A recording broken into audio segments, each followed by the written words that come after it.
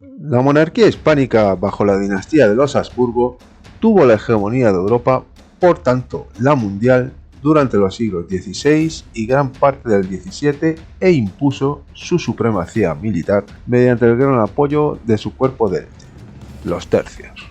Este cuerpo bélico se hizo posible gracias a la innovación militar que empezaron a desarrollar los reyes católicos durante la Guerra de Granada y que plasmó su forma definitiva después de 1536, cuando oficialmente comenzaron a existir como tales propiamente dicho. Por esta razón, la aportación militar española a estos siglos fue importante, ya que supuso la introducción de elementos nuevos en el arte de la guerra en cuanto a tácticas, armamentos y composición de las formaciones militares.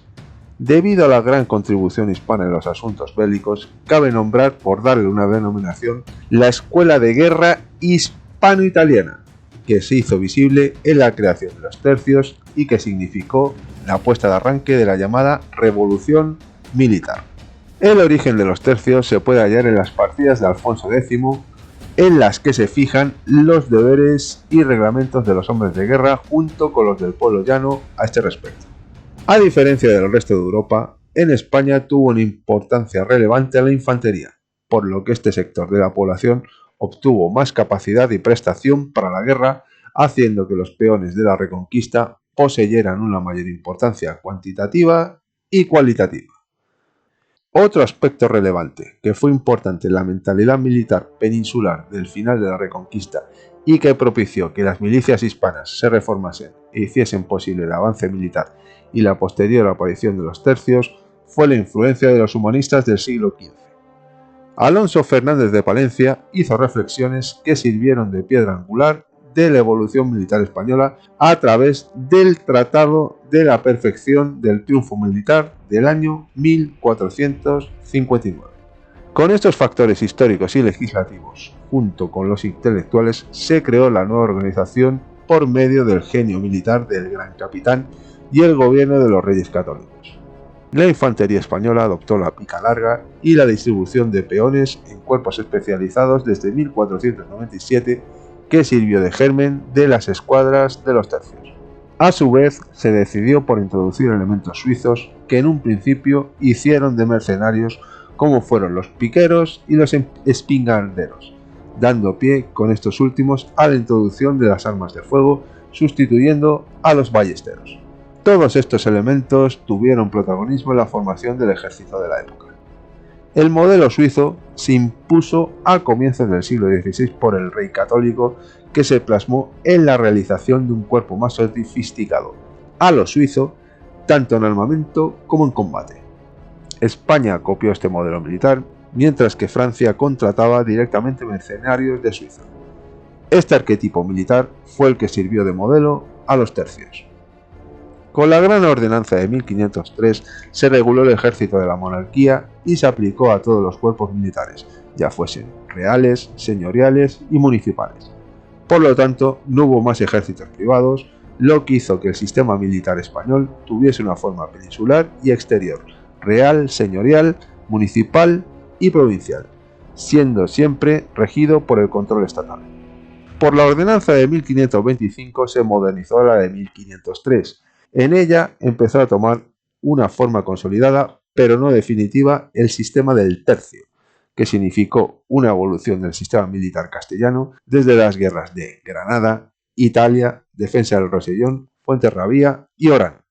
En 1535 se ocupó el milanesado por el emperador y se racionalizó el dispositivo militar, por lo que la infantería quedó convertida en el núcleo del ejército. Otro paso importante que aportó Carlos V fue la reorganización del contingente militar después de la campaña de Provenza y que supuso un paso más para que los tercios tomaran su forma definitiva.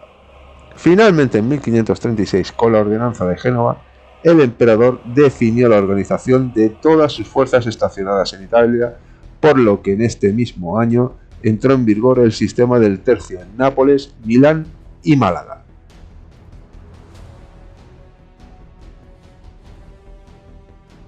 El sistema unió la arma blanca, la pica, con la de fuego, arcabuz, y supuso una combinación de estas en el campo de batalla, formándose escuadrones que al combinar los dos elementos serían letales. Hubo una preferencia por la pica debido al honor y la nobleza del combate encarado con el enemigo. Es probable que existiesen en su formación vestigios de la infantería de la legión romana y en la experiencia de la reconquista. Establecidos definitivamente los tercios, emprendieron la movilidad hacia el norte desde Milán y el sur desde Nápoles y Sicilia. Los tercios eran solamente una parte del gran ejército de la monarquía hispánica, en el cual existían multitud de formaciones. Estaban integrados solo por españoles, tanto soldados como puestos de mando. Fueron creados para combatir en el exterior y su alistamiento era perpetuo, a diferencia del resto de naciones europeas en las que aquel se hacía de forma temporal. Un tercio, en líneas generales, llegaba a tener una media de 1500 hombres y una compañía unos 100, siendo las armas de fuego casi el 50% de los efectivos armados. En la compañía las categorías eran varias, desde soldados al maestre de campo. El soldado debía ser defensor a ultranza del catolicismo, teniendo unas normas de conducta moral y comportamiento determinadas. Se les exigía 3 requisitos estrictos de comportamiento: seguir a la bandera a cualquier lugar, disponer de armas preparadas y obediencia fiel a sus superiores. Los tipos de soldados eran particulares, reformados, entretenidos y aventureros. Su característica, ser distinguidos y de buena procedencia familiar, proceder de unidades disueltas, hacer labores de reconocimiento del enemigo y mensajería, y alistarse a campañas o misiones determinadas, respectivamente. Les seguía el cabo y el sargento. Los rangos oficiales eran el alférez, brazo derecho del capitán y el recientemente nombrado. Los cuadros de mando eran el sargento mayor, el maestre de campo y el capitán general. Además de estas categorías de hombres de guerra, se encontraban otros que también desempeñaban un papel destacado dentro del tercio. Son los tambores, pífanos y furrieres, junto con otros oficios como barberos y capellanes. Por otra parte, existían en escalones inferiores los criados, mozos y mochileros como personal al servicio de los combatientes. La disciplina de los tercios era grande, adquirida mediante una dura instrucción. No por ello había actos contrarios a ella que podían llegar a ser duramente castigados. Los principales motivos de indisciplina fueron los motines producidos por la falta de paga a los soldados. Ante este suceso se producían saqueos de ciudades que compensaban la falta de paga con botín. La obediencia fue los puntos más importantes de los tercios y de la cual un oficial tenía que saber transmitir inculcando motivaciones como espíritu militar, orgullo nacional, reputación, interés particular, honor del rey y sentimiento religioso. Era prohibida la temeridad, producto de la desobediencia y que podía llevar al desastre, castigada ante el público. Los tercios eran capaces de lo más cruento y de lo más honesto. Los lazos con los compañeros eran muy fuertes y en caso de ser apresados y torturados, la venganza podía llegar a ser terrible. La moralidad de los tercios ante determinadas personas y sus compañeros estaba compuesta por un código al que Sancho de Londoño hace alusión en su obra Discurso sobre la forma de reducir la disciplina militar a mejor y antiguo estado, con clara similitud a las legiones romanas. Con las mujeres y niños también existía la disposición moral, aunque no por ello fuese siempre cumplido. La espiritualidad y la moralidad eran reforzadas por los oficiales para que los infantes no cayeran en el abuso de su superioridad ante los débiles. Los ideales de los tercios se basaban en el trinomio Dios e Iglesia romana, rey y nación, espada y honor. Estaban en la idea de defensa de la fe católica tanto contra el infiel o los herejes del norte de Europa, con una seria convicción de estar derramando su sangre por la conservación de la fe y de la Iglesia. Respecto al rey y la nación, aquel expuesto por el Altísimo para guiar los tercios, con un profundo sentimiento de servirle y al que nunca se le acusaba de ningún mal. El sentido de nación era muy avanzado para la época, que se reflejaba en el lema Patria, España, Nación, Españoles, común a todos los súbditos del rey católico. El sentido de palabra espada era el de la representación del ideal Dios y rey, ya que la espada se entendía como símbolo de fuerza del ejército, siendo la del rey de la nación y de Dios, símbolo a la vez de un orden hispánico y católico. Era una fuerza temible este ideal, ya que estaba unido por el cimiento del honor. La espiritualidad de los tercios estaba basada en gran medida en el temor de Dios y su justicia divina, ya que hay que honrarle para conseguir la victoria. Eran penalizadas las blasfemias y los vicios contrarios a la fe, ya que las malas costumbres no pueden hacerse presente en los soldados. Desde 1579 se puso un capellán en cada compañía, por lo que los soldados podían exteriorizar su fe católica en diversos actos. Debían sentir los soldados y oficiales la presencia divina y el temor a ella en todos sus actos, junto con una obediencia ciega a Roma, ya que lo divino es su último auxilio. Las armas de los tercios eran proporcionadas por el rey católico, pero eran pagadas por el infante, el cual las compraba y utilizaba las que podían ser más de su agrado. Combinaban armas blancas con otras de fuego, como el arcabuz y el mosquete. El soldado tenía en su haber unas armas determinadas, que eran la espada, la pica, el arcabuz y mosquete, junto con sus municiones que iban con sus tres elementos necesarios, el plomo, la pólvora y la mecha. Los infantes llevaban el armamento correspondiente a su especialidad, la cual le era asignada de acuerdo con sus aptitudes. Cada soldado fabricaba sus propias balas y la artillería era un complemento del tercio.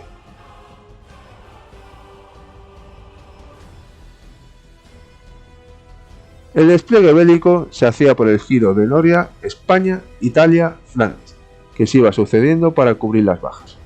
Para llegar a Flandes se partía desde el milanesado, pasando por los territorios imperiales aliados y los que pertenecían a la monarquía hispánica, como el Franco Condado, que era lo que se pasó a denominar el Camino Español. Los tercios estaban replegados por todo el territorio y nunca llegaron a intervenir por completo en el combate, puesto que solo intervenían la mitad de ellos. El ritmo logístico era de una calidad óptima, similar a las legiones romanas o las falanges macedonias. Los zapadores exploraban el terreno y lo allanaban con buenos resultados. La información era realizada por las partidas de caballería e incluso se llegaban a utilizar espías, los cuales estaban al mando de un capitán especializado. La táctica constaba en una combinación de arma blanca con la de fuego, de forma simultánea y que debían manejar a la perfección. Las compañías se apoyaban mutuamente para que pudieran rendir al máximo sus destrezas. Era lo que se llamaba el arte de escuadronar. Las nuevas formas en las que se hacía la guerra consistían en escaramuzas, emboscadas y golpes de mano, por lo que resultaba más efectivo tener un soldado eficaz y preparado, al que se le cuidaba por encima de casi todos los aspectos. En resumen, el arte de escuadronar se realizaba con las operaciones descritas gracias a la sublime preparación del soldado, lo que significa que en la escuela de guerra hispano-italiana predomina la condición humana sobre la tecnología. Este tipo de táctica fue utilizada en batallas de importancia trascendental como fueron Pavía, Milver y San Quintín, sitios en donde los tercios brillaron con sus nuevos conocimientos militares, dando a la monarquía hispánica la hegemonía europea. La extenuante política militar española supuso un serio desgaste económico, a lo que el válido de Felipe IV, el conde duque de Olivares, trató de poner remedio mediante la fracasada Unión de Armas. La entrada de Francia en la Guerra de los 30 años y la mala gestión debido a la falta de presupuesto llevó al desastre de Rocroi en 1643. Su fama de invencible se evaporó debido a la presión de los recursos humanos y financieros, además de la negligencia militar en aquel suceso. Desde aquel momento los tercios ya no volvieron a ser lo que fueron en años anteriores y su prestigio alcanzado, sobre todo con los austrias mayores, cayó en picado. Con el tiempo se hicieron tercios de distintas nacionalidades que no llegaron a ser ni la sombra de lo que fueron cuando lo formaban los de sangre hispana, debido a que el pueblo español, agotado y cada vez más harto de servir a costa de su vida, hizo que los tercios fuesen formados por gente no española. Al morir Carlos II, la mitad de los tercios no estaban compuestos por nacidos en tierras del rey católico, hasta su posterior desaparición con la dinastía borbónica.